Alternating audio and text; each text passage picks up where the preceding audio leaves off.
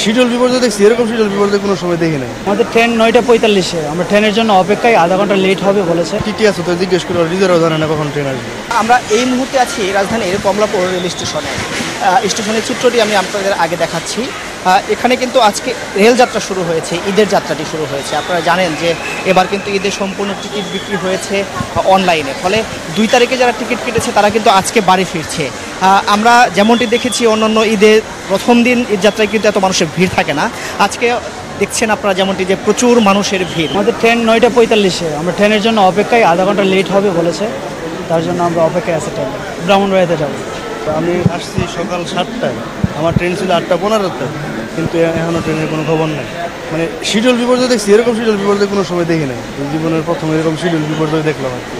Railway কর্তৃপক্ষ তো ওই যে যারা রেলওয়ে কর্তৃপক্ষ আছে, টিটি আছে তো জিজ্ঞেস করে, রিজার্ভ জানে না কখন ট্রেন আসবে। মহুয়া এই কমিউটার যে ট্রেনটি সকাল 8:15 ছাড়ার কথা ছিল সেটি কিন্তু এখন পর্যন্ত ছাড়েনি।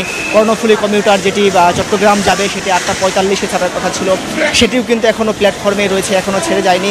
একই চিত্র রংপুর এক্সপ্রেস কিংবা দেওয়ানগঞ্জ ঈদ স্পেশাল যে ট্রেনটি ছিল 9:10-এ ছাড়ার কথা ছিল, সেটিও কিন্তু শিডিউল বিপর্যয় ঘটেছে। ট্রেনের শিডিউল বিপর্যয় যেন না ঘটে সেই জন্যই কিন্তু এই পদক্ষেপটি নেওয়া হয়েছিল, কিন্তু সেটিও কাজে আসেনি। সেটিও প্রথম দিনেই শিডিউল বিপর্যয় ঘটেছে। আমরা ট্রেনের যে কর্তৃপক্ষ তাদের সাথে কথা বলার চেষ্টা করেছি, তারা আমাদের যেমনটি জানিয়েছেন তারা অল্প কিছুক্ষণের মধ্যেই তারা অফিসে আসবেন, এসে আমাদের এই সর্বশেষ আপডেটটি জানাবেন। এখন